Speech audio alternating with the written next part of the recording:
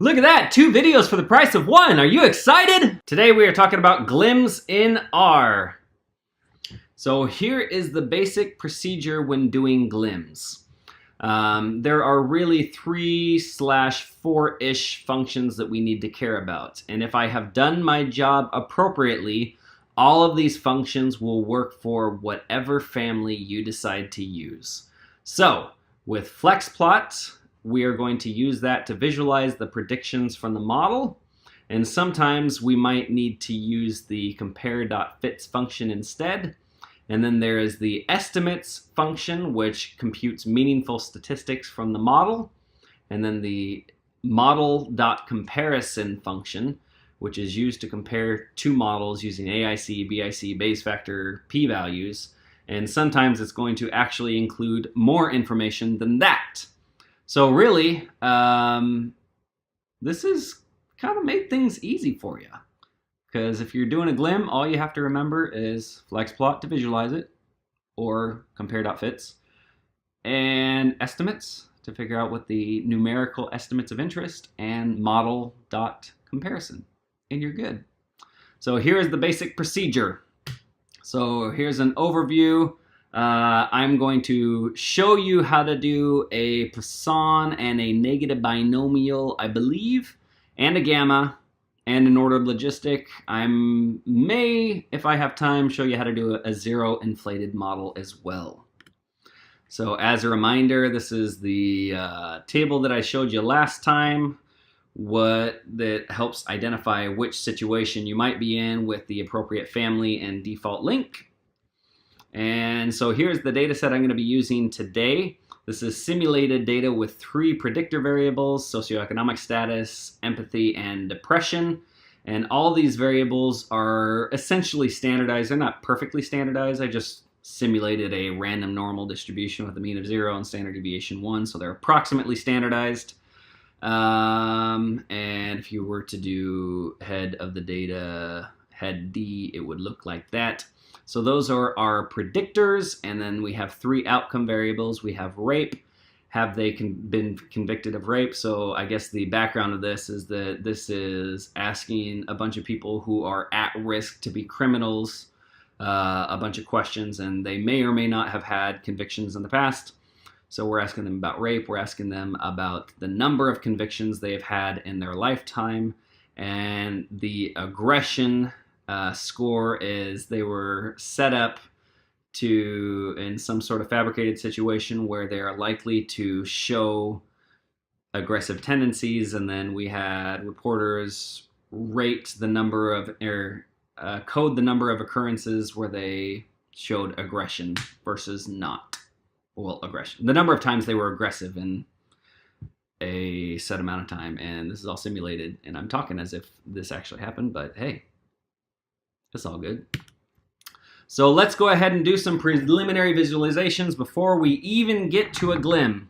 So using the FlexPlot functions, I am just plotting all of the independent variables and all the dependent variables. So SES, empathy, and depression look approximately normally distributed. There's some skewness and that sort of thing, but not that much to worry about. But we don't even make assumptions about the predictors anyway, but just FYI, that's what they look like. And in the bottom row, we have our outcome variables. So we have aggression at the bottom left, and we have convictions, and we have rape. Clearly, none of these are normally distributed. All of them are zero inflated-ish, or at least positively skewed. And rape is obviously a binary variable. And convictions, looking at that, that could probably be a poisson, and aggression, that could be a poisson, a negative binomial, that could be a gamma, but I'm using that to show you a gamma. So our outcome variable definitely needs some glim lovin', like for reals. So let's do a poisson first. So I'm going to walk you through the entire 8 steps-ish. Well, not all of them, but I'm going to walk you through a lot of the 8 steps here with the poisson, and then for the later models, I'm going to kind of condense it a little bit. So if I wanted to look at the relationship between these, now let's say our we are interested in looking at how empathy, SES, and depression combined influence convictions. And so one way that I often start, even if I intend to do a multivariate comparison, I still look at the bivariate visuals. And so these plots show the relationship between each of these independent variables and convictions. And so here is the flex plot command to do it. And notice that really the only thing that is essential is we say method equals poisson. And that will know to fit a poisson with a log link, and that will do all that in the background for you. I've also turned off the standard errors, and I've decided to jitter X not at all because it doesn't need to be jittered, and then jitter Y by an amount of 0.2, just so I can see all the individual data points. And so what we see is that it seems that SES, at least at the bivariate level, has the strongest relationship to convictions.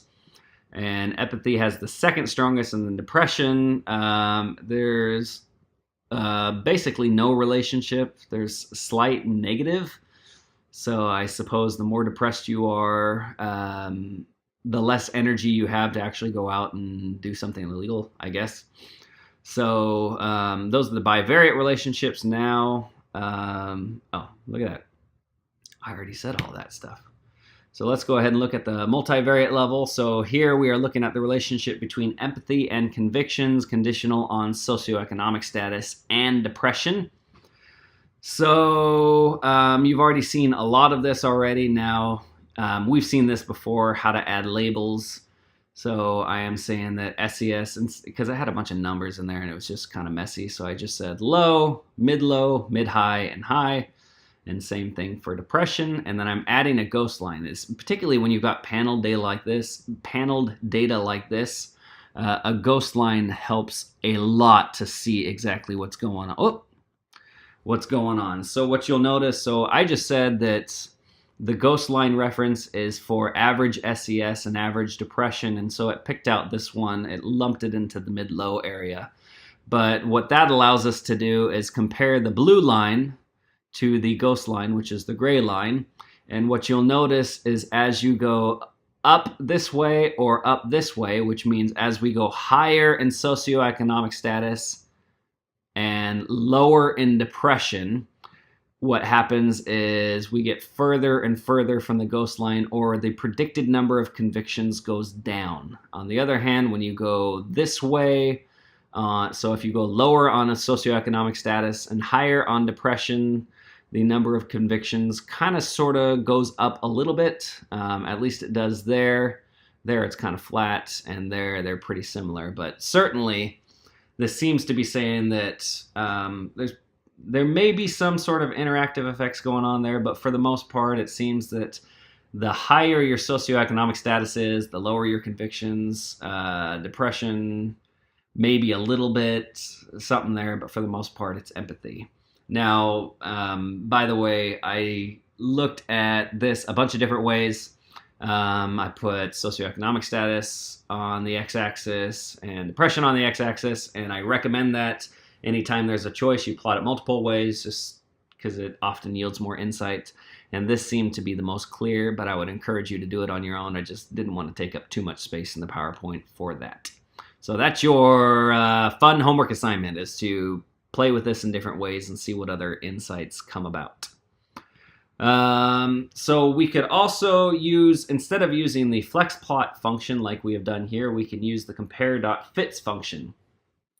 And the reason why is flexplot is actually not really outputting the fitted line. So if you were to fit a Poisson model, the line would not look like this. Why is that? Well, what flexplot is telling it to do is to treat each of these panels as independent data. And so it is fitting this as if it were the only data set it had, and it's fitting this as if it were the only data set it had, etc., etc. So it's actually not representative of the fit of the model, but compare.fits will fit the actual line in the panels. So here's an example of doing that. And I put a linear model, just a standard. Okay, so there's the code. So LM, so I'm treating convictions as if it is normally distributed. And if there's no, as if there's no bendiness to the line, and then I'm going to compare that to a poisson. You don't have to compare it, but it's just fun to see that anyway.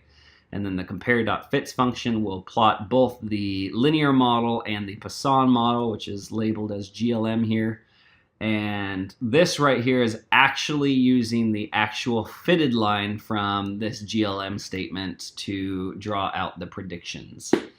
And if I remember right, it's been a while since I've looked at the function. What it's doing is within each of these bins, it is assuming the average. So this prediction line right here for the gamma is saying, all right, what is the prediction line of somebody who has an SES of negative, I don't know, 2, and on SES and depression. So it's just choosing an intermediary value in the middle of SES and depression. And then it's saying, all right, let's say somebody has negative 2 on SES and depression. What happens as their empathy increases continuously from negative 3 to positive 3 on their convictions? So that's basically what that's doing. So it's actually using the fit of the model to predict what the line is going to be. So in some ways, the compare.fits function is better than the flexplot function. So now it's time for some estimates. So at this point, it seems that depression is kind of worthless, while SES and empathy make a difference. But let's go ahead and look at the estimates. So again, I just repeated the line. Here's how you would run a poisson. It looks exactly like what we've done with regression, except we specify family equals poisson. And then if you do estimates of the poisson, it gives you these values. So these raw coefficients, these are on the log scale, and so they're not terribly informative. And so I just put that there for completeness. But when you exponentiate these, it puts these on a scale that is more interpretable. So let's see, what am I saying here? Multiplicative is the natural exponent. Okay, yeah. So the multiplicative coefficient, that's just saying that this is the natural exponent of the raw coefficient. So how do you interpret this? So let's look at empathy, for example. It has a 0.62 value. And what that says is for every increase in empathy, the number of convictions decreases by 62%. It decreases because we got a negative number here. So yeah, anyway, every unit increase or every standard deviation increase, and that's standard deviation increase because we have standardized variables. And by the way, that's what std.mult.coef means, is standardized multiplicative coefficient. That puts it on a standardized scale, and since these were basically standardized anyway, these shouldn't be any different. But that's basically saying every time you increase your empathy score by 1 standard deviation, we expect the number of convictions to decrease by 62%. Make sense? And then we've also got the prediction difference. That's the same as it was in logistic. Basically what we're doing is we're looking at somebody who is 1 standard deviation above empathy and then 1 standard deviation below empathy, and subtracting the difference in their number of convictions. So there is we predict a 0.43 difference in the number of convictions. So those who are 1 standard deviation higher on empathy will have, on average, 0.43 more convictions than those who are 1 standard deviation lower on empathy. And for SES, it ends up being 0.68 more convictions. So those are some estimates that make it a little more interpretable what the model is doing. And we could also do some model comparisons. So earlier we suspected that depression wasn't adding much. So let's go ahead and do a full and reduced model. So this, I'm just repeating that code over again, just to put it all on one page. And then now with the reduced model, we are looking at empathy and socioeconomic status and not including depression. So these are 2 nested models. And if you use the model.comparison function and then give it as arguments the full and the reduced, it outputs these statistics. So we've got our AIC and BIC values. We've also got our Bayes factor and p-values. So according to the p-value, the BIC, and the AIC, we are in favor of the full model. But like I said before, AIC and BIC, it's hard to tell whether that difference is a large enough difference that we should care. and that's where the Bayes factor comes in. And look at the Bayes factor. Remember, a Bayes factor of 1 means that the model is 100% ambivalent. Like, it literally cannot tell the difference between the full and the reduced model, and it throws its hands up in the air and it says, I don't know what to tell you. It could be better, it could be worse. Unlike a p-value, so a p-value tells you yes. So if p-value is greater than, if p-value is greater than 0.5, all it can say is, I don't have enough okay, I guess that's the same thing as the Bayes factor. So let me just clarify what I'm saying. So Bayes factor here is saying that I cannot tell you which model is better. It is not saying go with the reduced. If it were saying go with the reduced, it would have a value less than 1. If it were saying go with the full, it would have a value much greater than 1. But here it's saying I literally cannot tell the difference, and so I don't know what to tell you. So hopefully I didn't muck up that explanation too much. So now we get into the second component, which is the pred.difference, which is the predicted difference. So what this does is it generates predictions using the full model, and then it generates predictions using the reduced model. And then it compares the difference in predicted values for every person in the data set.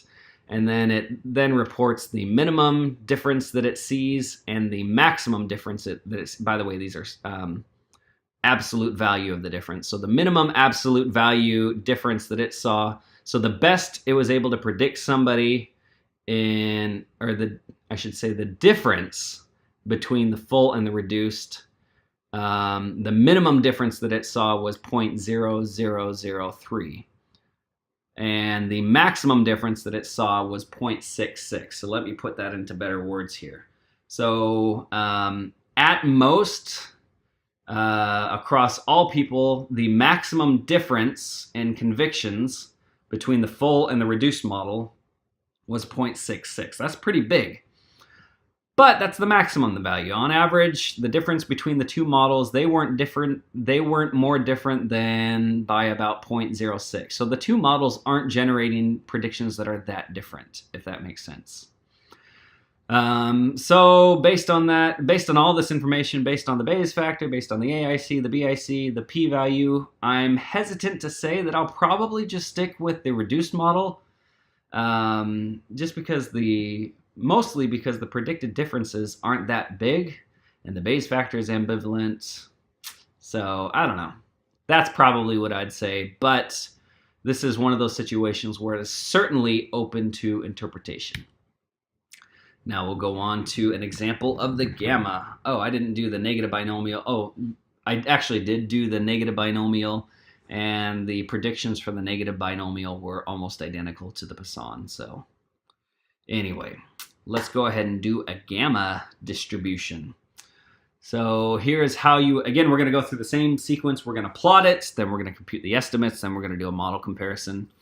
And so here's how you would do it in FlexPlot, and it looks exactly the same as with the logistic, except we now say method equals gamma, and you do have to capitalize it. If you don't capitalize gamma, it's going to bark at you.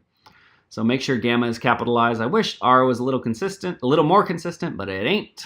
So here are the relationships, and again, we see similar relationships that socioeconomic status. Actually, I think was it empathy that was the strongest predictor before? No, it's socioeconomic status. Okay. So likewise, socioeconomic status is still the biggest predictor of aggression. Empathy is the second, and the depression, we don't know what it's doing. Again, presumably, if you're depressed, you're too depressed to be aggressive.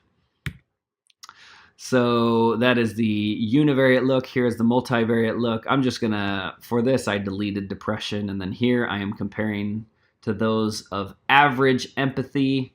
So I binned empathy, and then socioeconomic status is on the x-axis. So the ghost line here says relative to those of average empathy, those who are high in empathy have lower levels of aggression, which makes sense. And then this says relative to those who are average in empathy, those who are low in empathy have higher, and it progressively gets more higher, which again makes sense. So at the trivariate level, it seems like we have two main effects. More empathy means less aggression. higher socioeconomic status means less aggression, that sort of thing. So kind of cool to see that visually. And then now we can look again using the compare.fits function. Again, the advantage of the compare.fits function is that it's actually fitting the actual model that is fit rather than kind of piecewise fitting little bits of data points at a time. And again, I'm going to compare this to a linear model. And so we got, and then that's how you would run the gamma model. We go family equals gam with, or gamma, where gamma is capitalized, and then the compare.fits function.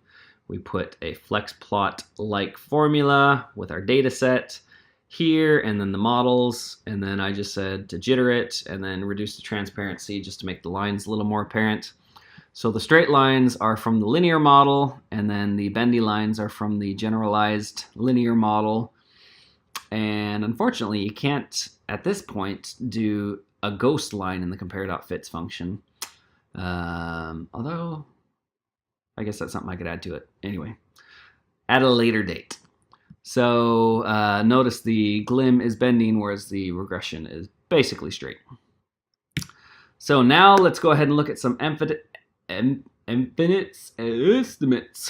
So here I'm just repeating that again, and then again, just like so far, any model we've talked about, you can wrap it in the estimates function, and it will give you estimates that hopefully make sense. So these are the raw coefficients. Now remember, gamma uses an inverse link function, which isn't terribly informative for us, and unfortunately, neither is the inverse. So basically what this does is it does 1 divided by whatever this is.